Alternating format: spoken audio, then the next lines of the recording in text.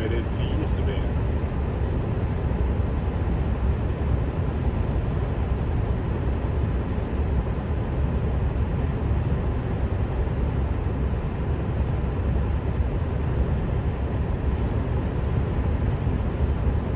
Velkommen til Fælles Fjernsyn. I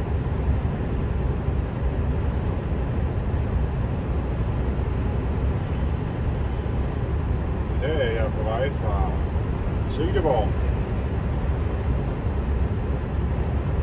vestpå, nu kan du og hvis du er lidt lokalt kendt, så kan du se, at vi er lige ved Bording. Og jeg er på vej til Ørnhøj, til Vestjyllands andel i Ørnhøj, hvor jeg skal losse 24 tons kartoffelprotein. Dem har jeg hentet i Silkeborg. Og jeg har selv læsset dem, og jeg skal vist nok også, selv læse dem af.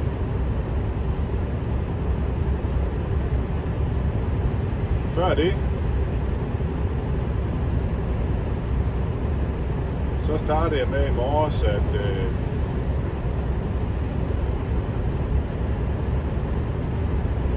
jeg skulle ind på pladsen, men porten ville ikke åbne.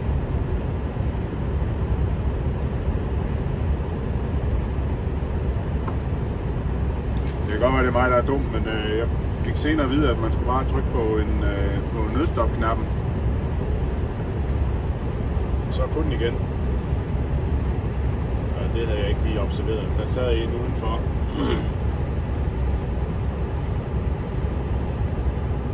Men det hele, det lykkedes egentlig.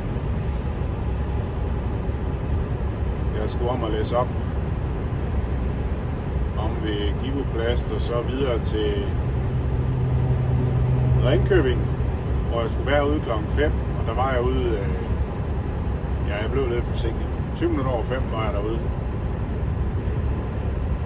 Men da jeg kom derud, så lød det som om, men det passer helt perfekt. Så det var jo ikke så dårligt. Så det fik jeg lige smidt af en fart, og så... jeg havde jo godt luret på, om lagerfolkene de var der, men det var de jo ikke, da jeg kom. Så jeg måtte gå over i produktionen og se, om der var nogen, og det var der.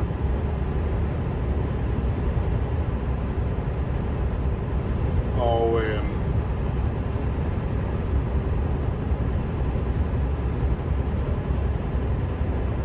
så videre ned til Vesters nede på havnen, hvor jeg skulle have læsset noget af. Jeg havde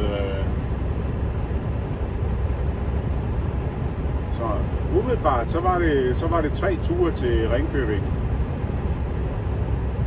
og til Tip. 2 ture til Ringkøbing og 1 til Tip, men jeg fik det jeg splittede det ene læs til Ringkøbing op.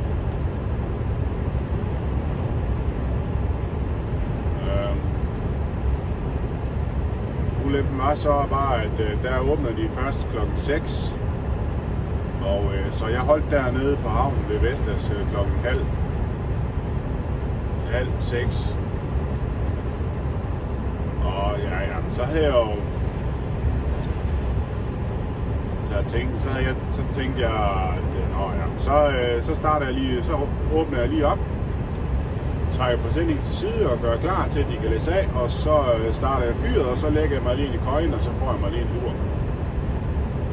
Og jeg nåede da også at lukke øjnene. Det var bare en palle, jeg skulle af med, så jeg tror, han forvarmede sig over mig. Ham, en af dem, der ligger og kører på truckerne der, de står indenfor om natten, og de kører dem ud der. Jeg er inde. Der er jo bare nogen, der starter lidt tidligere, som gør klar. Så han skulle køre en af de store truk ud, og den mindste af de store truk der, den kunne lige tage den palle.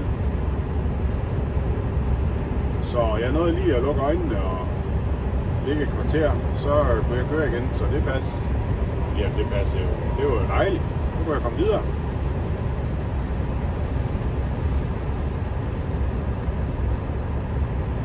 Og så tilbage til Giveplast og tage noget mere med til Ringkøbing, og så 2 paller, som jeg skulle op til Tim og slutte af med der. Det var så det Giveplast, jeg skulle køre i dag.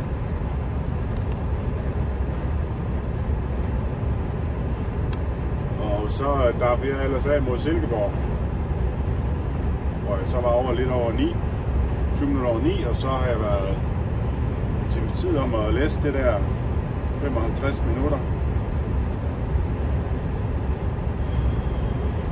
Så har jeg læst det op, og nu er jeg så på vej mod Ørnhøj.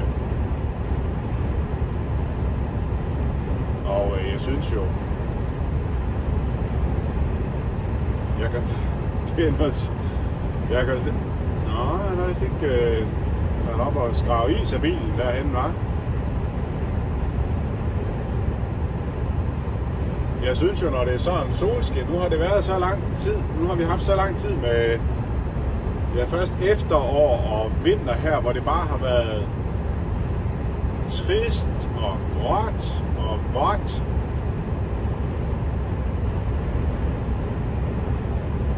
Og så jeg kan slet ikke, jeg synes bare, jeg har bare sådan lyst til at filme det og lægge det ud på YouTube. For jeg synes, det er så skønt. Jeg elsker det. Sådan noget vejr her. De her kolde, disede morgener, de minder mig om dengang, jeg var soldat. Så lige et par graders frost eller deromkring, og så da jeg var soldat, jeg var udsendt i 98 ned til Bosnien. Jeg var på S-forhold 5. Og hvor jeg lå, der var jo ved ingeniørrække. Det første hold ingeniørsoldater i Skive, efter at de flyttede fra Randers, lukkede Randers kaserne, og så blev det hele rykket til Skive.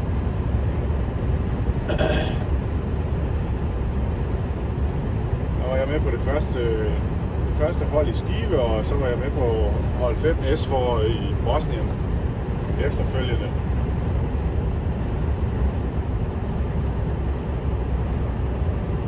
Og der kom vi jo derned, der var bare lige nogle få morgener. Om morgenen der var det hundekoldt. Der kunne det godt være sådan noget disevejr med frost, og så om eftermiddagen, så var der 20 grader. Så det var så lidt, jeg kan huske, vi kom derned med uldsokker og lange Jens Lyner på og netundertrøje og hist op og kom herned. Vi havde bare taget, det skulle bare ikke hedde sig, at vi ikke kunne holde varmen. Og så var der, da vi landede dernede i på Tuzla Airbase, der var vi nødt til at tage jakke og trøjer af, fordi der var jo 20 grader, da vi steg ud af flyveren. Så ja.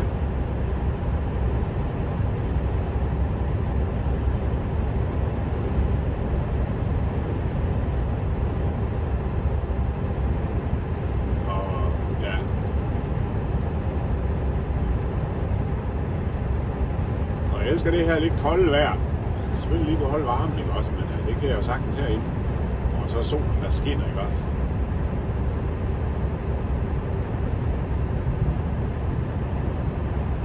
Det er sådan noget, det kan jeg finde på at gå ind og sidde og kigge på. Se min egen video og gå ind og sidde og se det der vejr og ligesom fornemme den der, mærke den der fornemmelse igen. Ja. Nu er vi ved... Og det er ikke Ikast, der stod.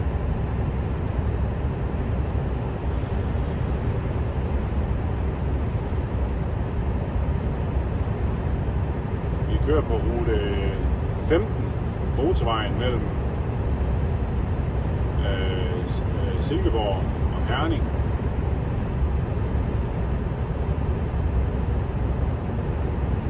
Og jeg synes også, det ville være lidt sjovt, for i dag, der kører jeg sidste uge, der kørte jeg jo til Ringkøbing, den her vej. Og i dag, der er det bare så flot vejr, så jeg tænkte, nu bare lad os få gang i kammeraten der. Og så Så skal vi køre op og ind over Vildbjerg, lige syd om Vildbjerg, og så kører jeg op over Trehøje og den vej op over til Ørnhøj.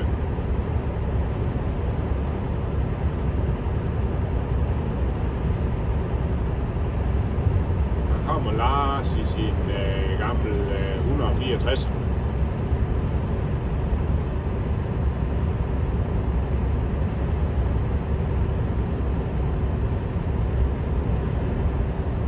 Han kører også på Vestjyllands andel, men det kan du jo se på trailer.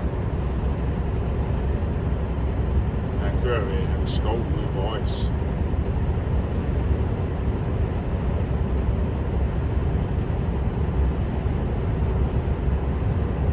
Lige nu er der 0 grader udenfor. Og klokken er 16, kvart i 11.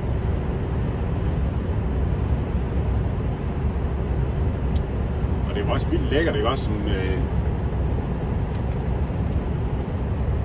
som solen den, eller som det bliver lyst om morgenen, eller især om aftenen, ikke? Det er det mest der, jeg lige tænker over det, når man kommer hjem, og så er det lyst, når man kommer hjem stadigvæk. Eller sådan. Det er ikke totalt mørkt. Det kan jeg godt lide, det er lækkert.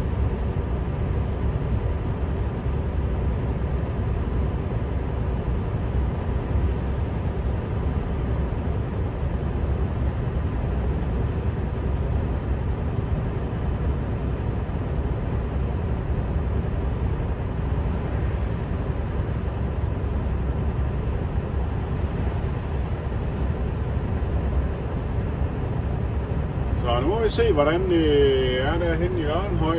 Der snakker han om, Jørgen, at der ikke var nogen til at læse af. Det skulle jeg selv gøre.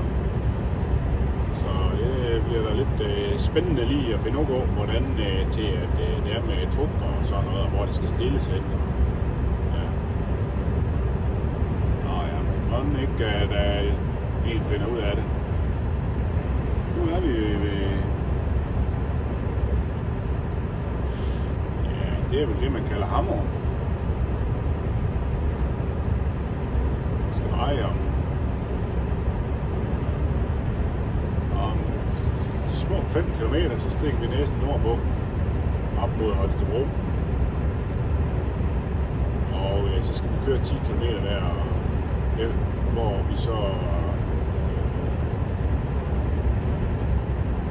drejer mod Vildbjerg og Ørnhøj.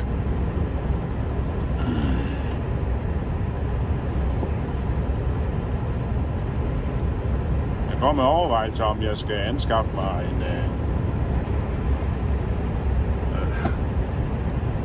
en mikrofon. Så hvad synes du? Ville det være godt at få en mikrofon på, så lyden gik lidt mere klart igennem? Jeg kan ikke helt selv vurdere det, for jeg kan sagtens høre, hvad jeg selv siger, ikke? Også fordi jeg er så vant til min egen stemme, og jeg kan huske, hvad jeg sagde og sådan noget. Men det er I andre jo ikke så heldige, at så skal I jo have set videoen 7 gange. Det tvivler jeg nok på. Skal jeg have mig en mikrofon?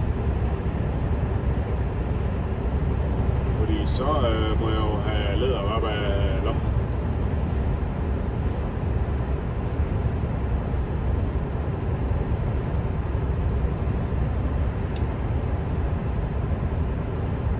Og hvis du synes, der er et eller andet, der lyder lidt mærkeligt, så er det fordi, jeg sidder og smører mine hænder. Det kan man godt sådan lige gøre lidt. Du ved nok, det er det der med det opmærksomhed der. Det skal man have.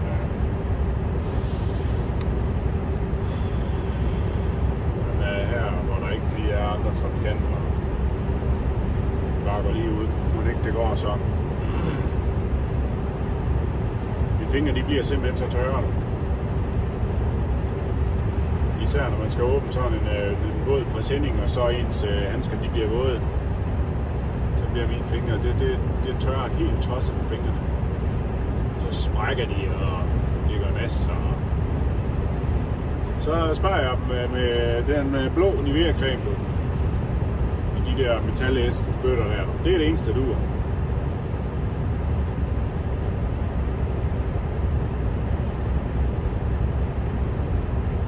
Se, nu kommer der en masse grønne skilte her med, at vi skal dreje både her og der alle vegne. Jeg tror, vi skal fra mod den næste her. Det siger GPS i os der. Og den siger faktisk også, at man kan... man kan også køre... Hvad skal vi?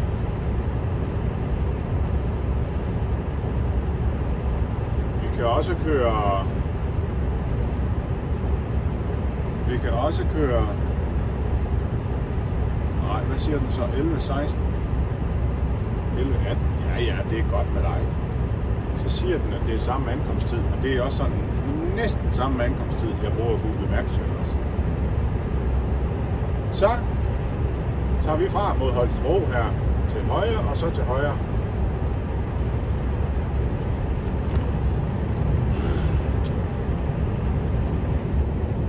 Nu må vi køre 90 her, men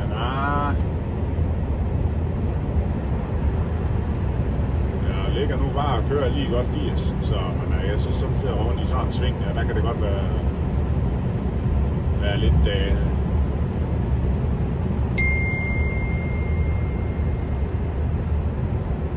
lidt for spændende, ikke lige bare lige at tage farten lidt af. Så kommer med 24 tons, ikke også? Så vi vejer jo... Ja, vi vejer godt 40. 45 tons eller sådan noget. Nej, det gør vi ikke. Gør vi?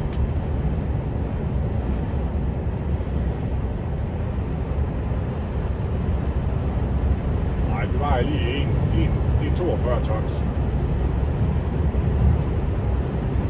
Og nu går vi nordpå.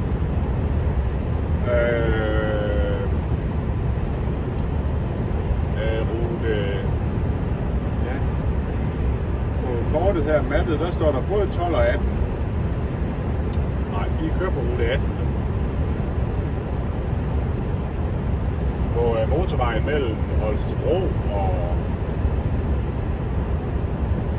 Herning, og den går så ned til Vejle.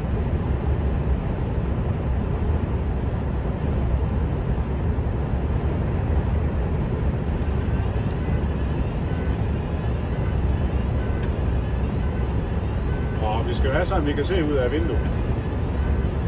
Nej, jeg skal have skiftet de der vinduesvisker. Godt nok, det er ikke.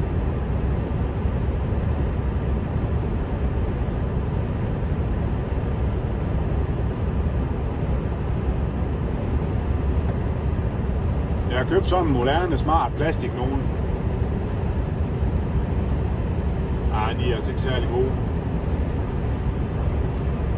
Det fortrudte jeg lige lidt. Ret hurtigt. Og en ting er, at de klemmer ikke ordentligt ind på vinduet. Det gør de andre, de gammeldags også. De bliver også stive og sådan noget. Men så kan man ikke sætte de der sprinklerdyser på, som de originale sprinklerdyser, som sidder uden på viskearmen der. Dem kan man ikke bruge, så jeg bruger der sidder sådan en monteret på selve den der vinduesvisker. Den kan ikke sjaske vand ud på hele ruden. Det er bare irriterende. Den kan kun 2/3 af ruden, der kan den gøre ruden ren. Men jeg er også for nær til at smide dem ud, så de skal bruges.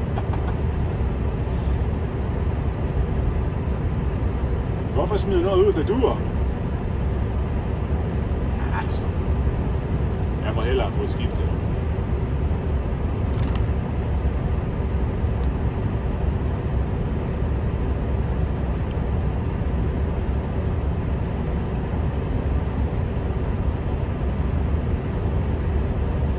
Så drejer vi frem mod Vildbjerg lige om 7 km. 6-7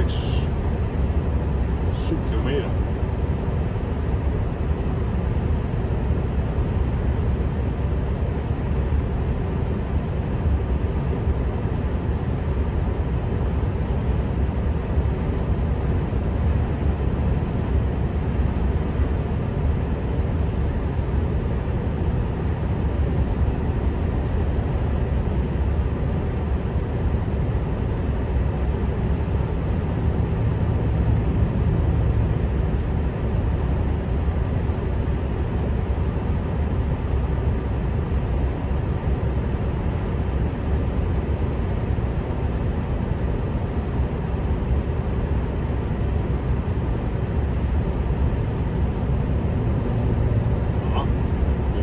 Både her og der.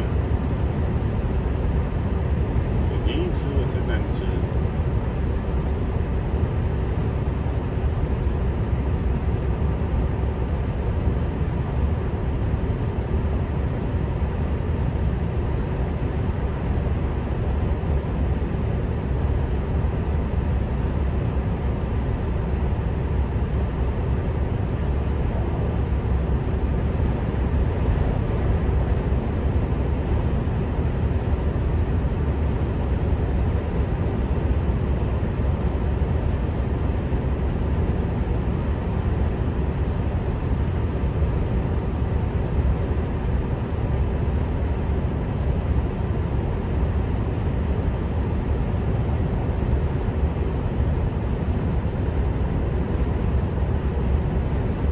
Og det bliver bare ved med at være dejligt vejr.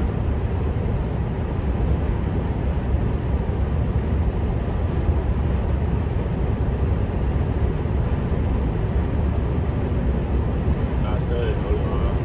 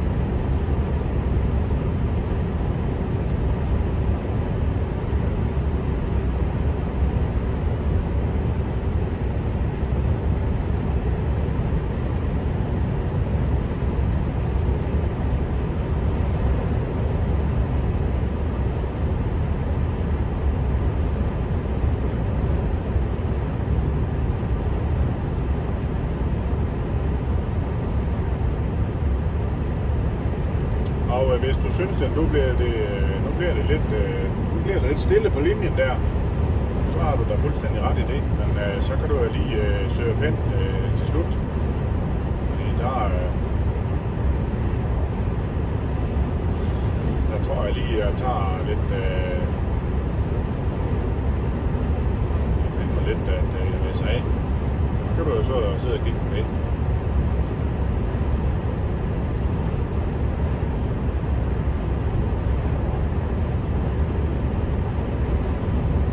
Men lige om et øjeblik, så drejer vi fra mod Vildbjerg om 1,5 kilometer.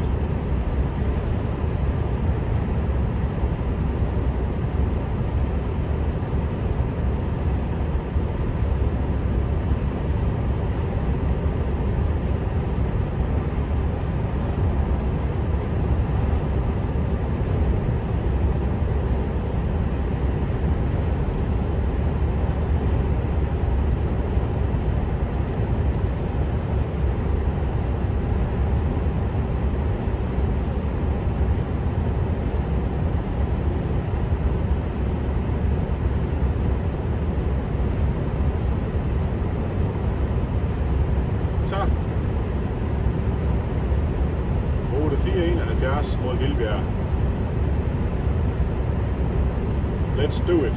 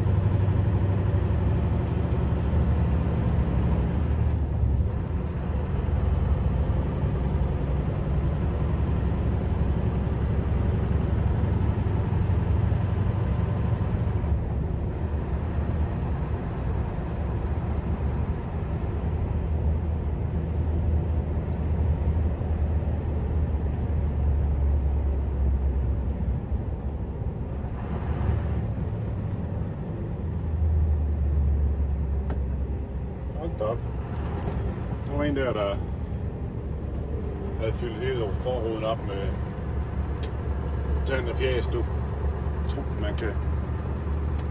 når man ikke selv kan se, nærmest ikke se rodet, og rodet er også for alt muligt ravelse.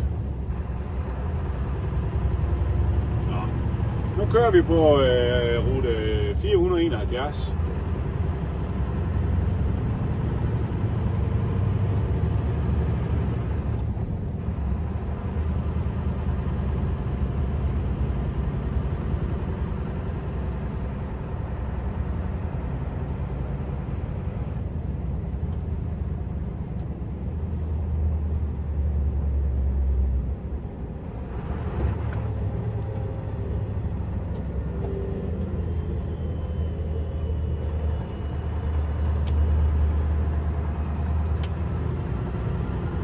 Højevej.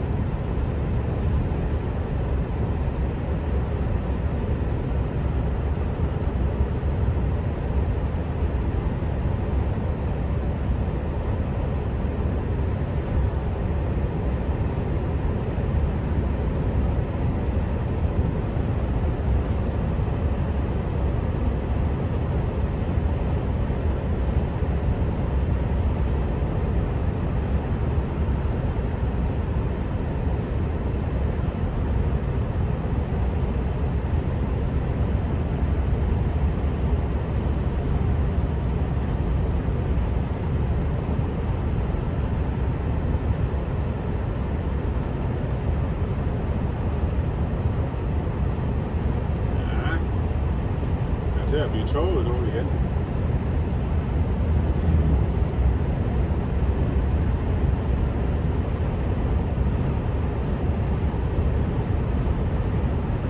Så vil det ved at være ved Vildbjerg også.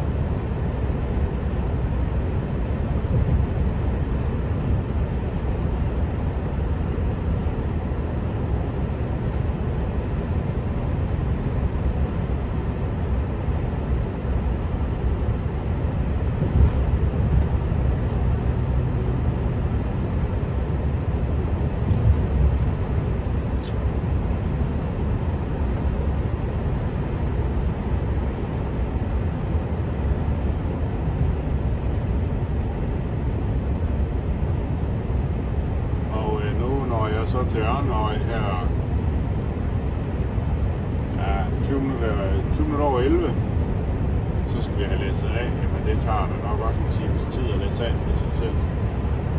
Skal jeg selv læse af og sætte det ind et eller andet sted, så tager det da nok en time. Og så skal jeg lige have en middagspause, og så inden jeg når hjem, så er klokken, og så skal jeg læse op. Jeg kan ikke nå en tur mere i dag med det her kartoffelpulver. Nej, det var også fint nok. Det var bare biler nok i dag, så...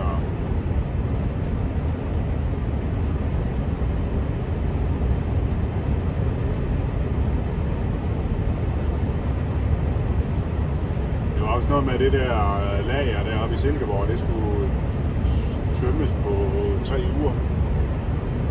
Så det kan være, at det skal være tomt her til den første.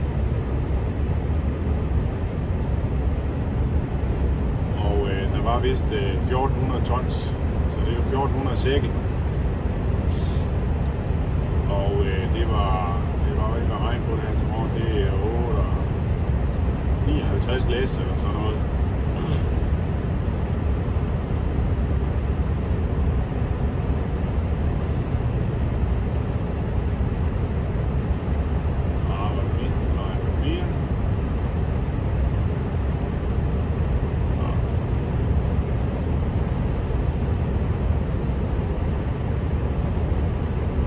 Så der skal gerne 4-6 læs ud hver dag, for at de kan nå. Og det tror jeg også, der kommer. Ja, jeg ved selvfølgelig aldrig, hvor travlt de har med alt muligt. Nå, så bliver det overskyet da.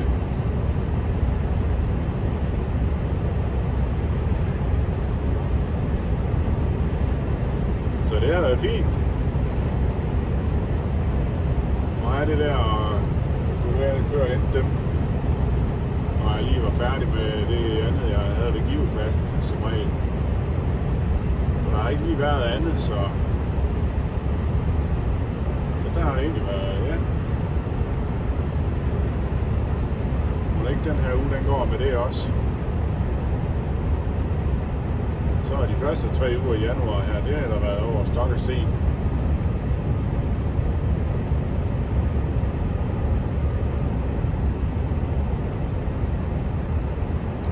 Der gør det ikke noget, at det ikke bliver alt for sent, fordi der er, ja,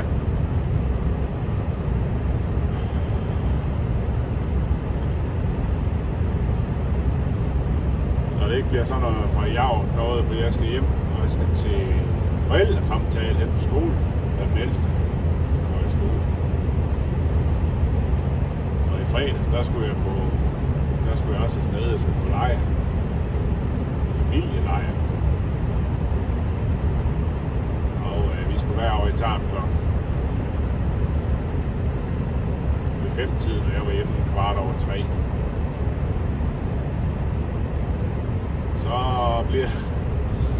Så kan det hele godt lige blive lidt presset.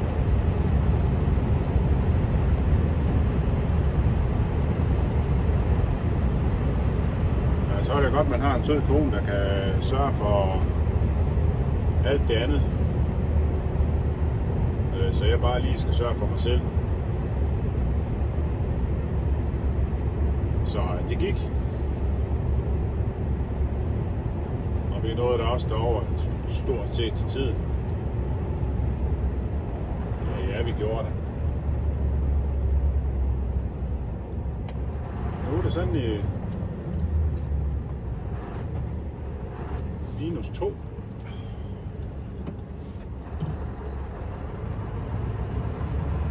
Så dem der har så meget fart på, ind i rundkørslen, så... jeg skal da dreje, og så i stedet for lige at blinke i god tid, ikke også, så man kan give andre, informere andre, især mig, om at jeg skal ikke lige ud, jeg drejer bare. Okay, så kan jeg jo bare køre, i stedet for at jeg skulle bremse helt ned. Altså, der er bare nogen, de kører altså med hovedet under armen.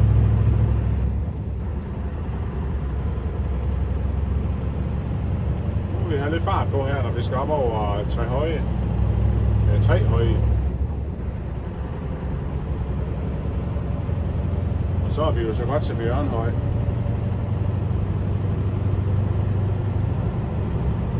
Det går allerede lidt opad her, selvom man ikke engang kan se bakken.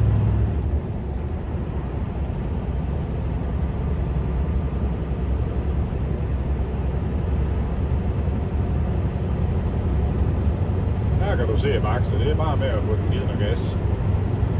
Få den op i fart.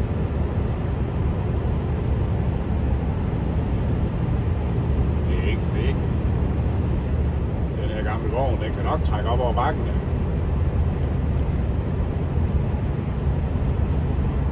Og det er ikke fordi den brokker sig mere os andre.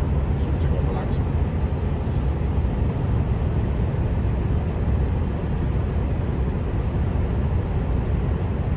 Så giver vi den bare fuld gas, så vi lige kan få lidt tryk på.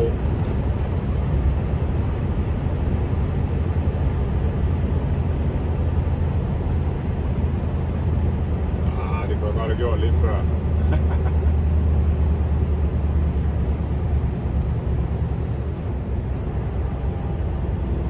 Det 11. gear.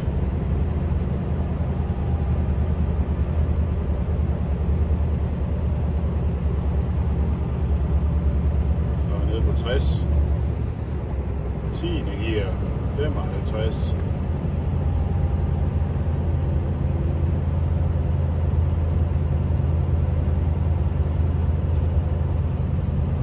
Næsten nede ved 50.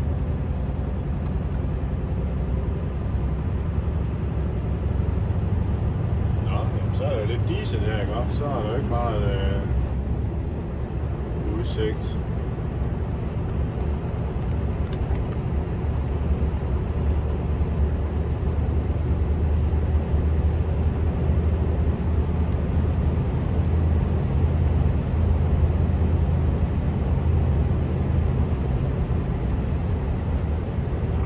Så lige fornemme lidt, men det der klare vejr, det må vi nok vente til foråret.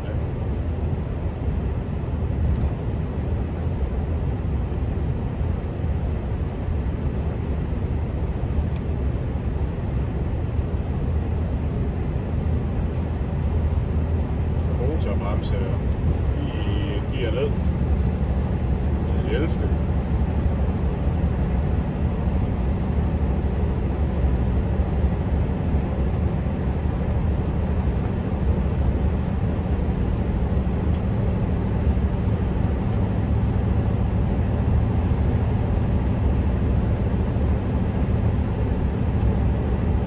Over i manuel.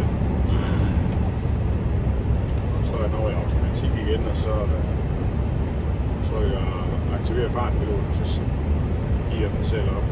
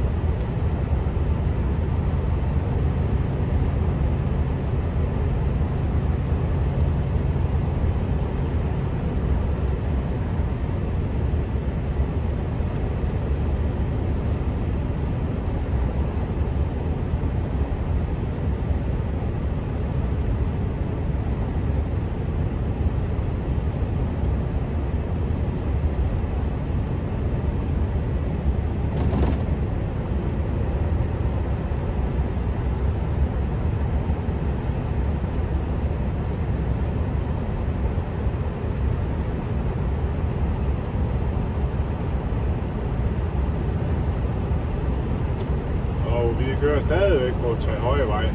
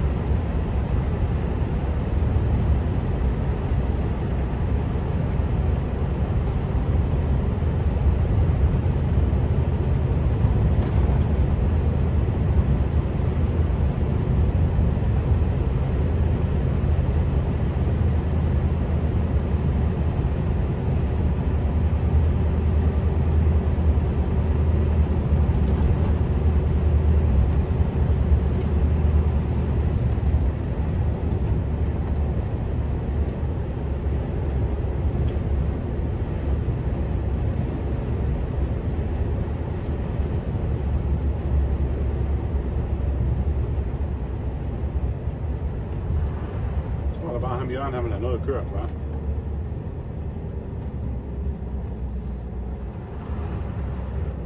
Og ham, Jonas Letvogn, der, han kørte derop. Han kørte fra Silkeborg, lige som jeg kom.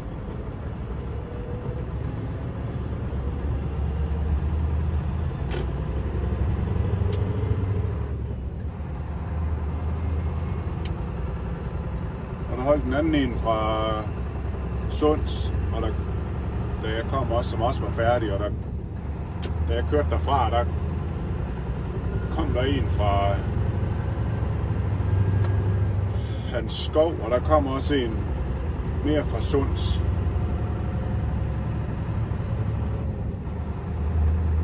Og nu dampede ham, ham med 64'eren Lars, der han kørte også tilbage mod Silkeborg, så der bliver bare hentet noget læst op. Det skal bare være kørt ud. Ja, det er jo også bare med at få det overstået. Nu er vi i Ørnhøj, og vi kører i hovedgaden her. Så tror jeg, vi kan finde om til Vestjyllands andel herom.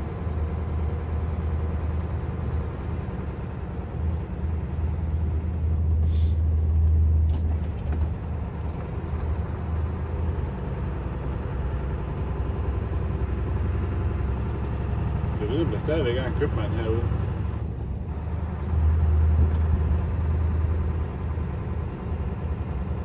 Spar, det er der sandelig. Og det var også en Spar, dengang jeg boede herude omkring. Men det er altså... Det er 30 år siden.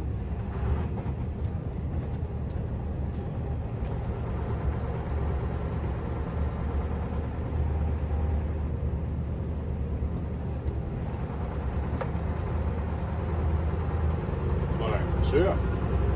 Det kunne jeg lige skulle blive klippet. Ja. Jeg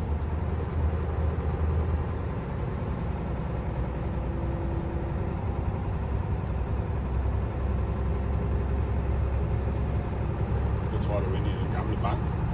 Der skal du bare se, der er en købmand. Og der er også en bodega. Og en pizza. Det er også inde i det gamle bank eller posthus eller... Hvad skal vi have? Nu, vi skal dreje her. Banevinget.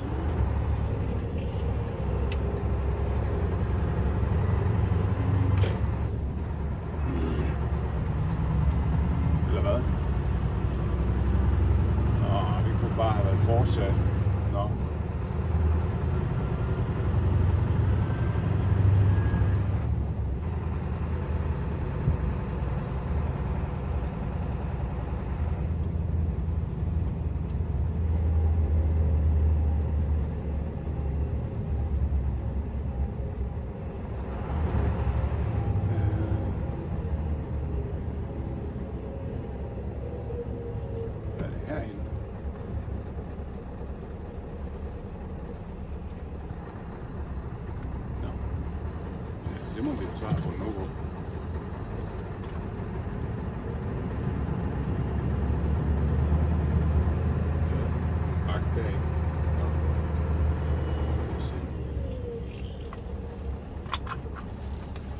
vi Ørnhøj.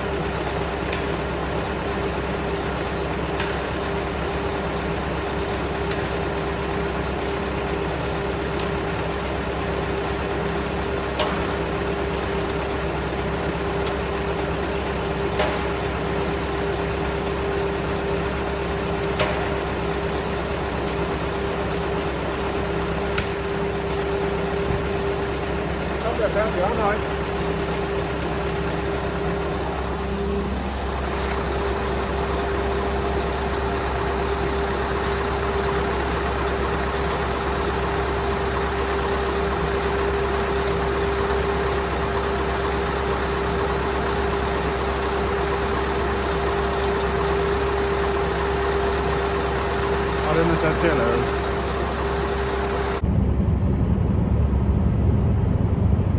Ja. Der bliver færdet i Ørnhøj.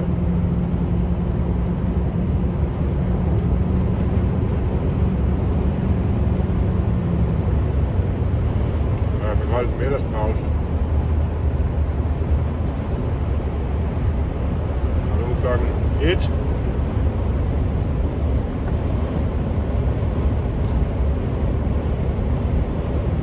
Og jeg er på vej tilbage til Skjern.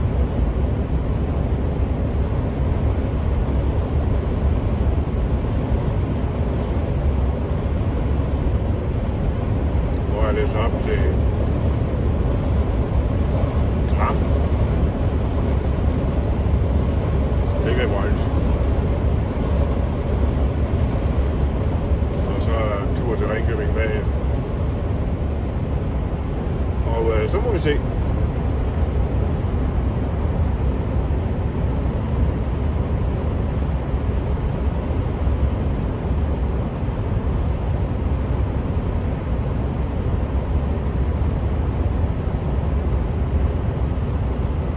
Så tænk på det næste, og kør forsigtigt.